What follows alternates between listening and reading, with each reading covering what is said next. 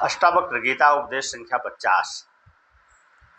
इनके संबंध में एक और कथा प्रचलित है कि राजा जनक ने आत्मज्ञान संबंधी अनेकों शास्त्रों का अध्ययन किया था।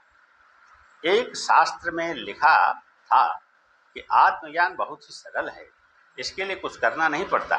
घोड़े पर चढ़ने के लिए उसके रकाब में एक पांव रखने व दूसरे रकाब में पांव रखने में जितना समय लगता है उससे भी कम समय में आत्मज्ञान संभव है। राजा जनक मुमुक्षु थे, वे इसकी सत्यता की परख करना चाहते थे।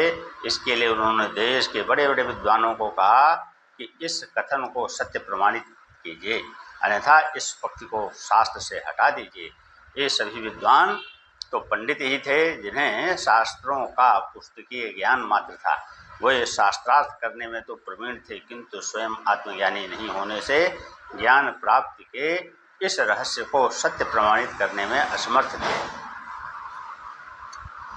जिससे सब ने मना कर दिया कि हम तो पंडित मात्र हैं, आत्मज्ञान का हमें कुछ पता नहीं है कि यह कैसे होता है। कहते हैं राजा जनक ने उन सब को जेल में डाल देने का आदेश दे दिया। सभी विद्वान जेल में बंदी बना लिए गए। जब अष्टावक्र जी को यह बात पता लगी तो वे स्वयं राजा जनक के पास गए एवं उनकी इस चुनौती को स्वीकार करते हुए कहा कि जनक, ऐसा संभव है, वे शास्त्र जो कहते हैं वह पूर्ण सत्य है, मैं इसे प्रमाणित करता हूँ।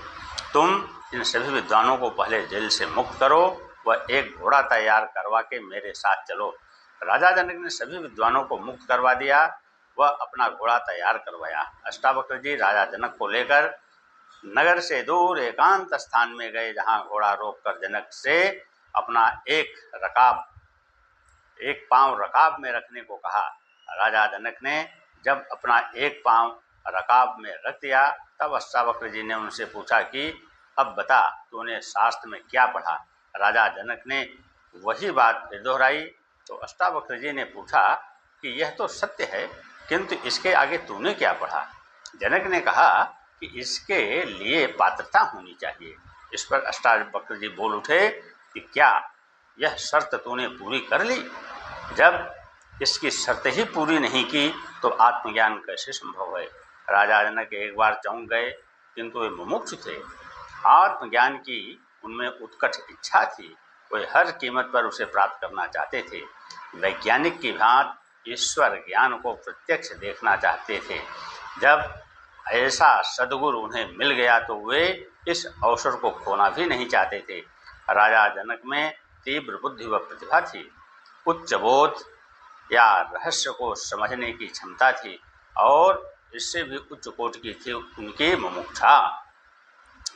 शास्त्रों के ज्ञाता होने के कारण वे जानते थे कि पात्रता के लिए आवश्यक है अहंकार से मुक्ति, पूर्ण समर्पण, शरीर व मन के भावों से मुक्ति, शास्त्र व ज्ञान से मुक्ति, सभी प्रकार के बाह्य उपादानों से अपने को मुक्त कर देना हो उसकी पात्रता है। इन सब का कारण अहंकार है, जिसके छूटते ही व्यक्ति का आत्मा से उसी क्षण संपर्क हो जाता है। देरी लगती है तो इन सब के प्रति अपनी धारणा, अपनी दृष्टि बदलने में, यदि दृष्टि बदल गई तो सब कुछ बदल जाता है। राजा जनक ने अष्टावक्र जी के सामने उसी समय समर्पण कर दिया। वह कहा कि यह शरीर, मन, बुद्धि, अहंकार सब कुछ मैं आपको समर्पित करता हूँ, आप इसका जैसा चाहें उपयोग करें। समर्पण भाव आते ही अहंकार खो गया। जनक पिघल गए, वाष्प बन गए, शून्य हो गए, स्थूल से संबंध छूट गया, सूक्ष्म में प्रवेश कर गए। अष्टावक्र जी ने पात्रता देखकर अपना संपूर्ण ज्ञान उस पात्र में उड़ेल दिया। पात्र खाली था, वह भर गया। पहले भरा था इसलिए उसमें भरने की गुंजाइश नहीं थी। कहा भी गया है कि जो संसार से भरा है, अहंकार वासना से भरा है, वह आत्मज्ञान से जीता ही रह जाता है, किंतु जो संसार से जीता हो गया है वही भर जाता है। यही आध्यात्मिक उपलब्धि का रहस्य है। इस रिक्तता की स्थिति में अष्टावक्र जी ने जनक के अंतःकरण को छू लिया। वह जनक को घोड़े के दूसरे रकाब में पांव रखने के पूर्व ही आत्मबोध हो गया। सत्य एक क्षण में घट गया। वे उसी समय ध्यानस्थ होकर समाधि में पहुंच गए। घोड़े के दूसरे रकाब में पैर रखने की भी सुध न रही। अष्टावक्र जी पास ही बैठ गए।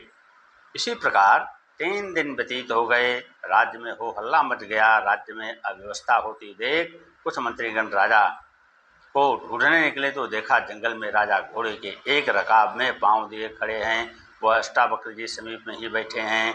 दोनों मौन व शांत हैं। एक मंत्री ने राजा से कहा, महाराज 3 दिन हो गए राज्य कार्य की में अव्यवस्था हो रही है, अब आप पुनः राजधानी चलिए।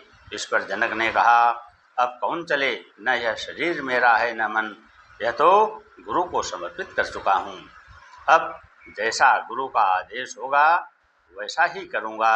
अष्टावक्र जी समझ गए कि इसे समाधि लाभ हो चुका है, आत्मबोध हो चुका है। केवल एक ही क्षण में सारे बंधनों को से छूटकर यह मुक्त हो चुका है।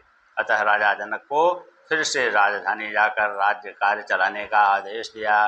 यह घटना जितनी महत्वपूर्ण है उतनी ही रहस्यमय भी कि किसी को सुनते सुनते ही आत्मज्ञान हो गया हो।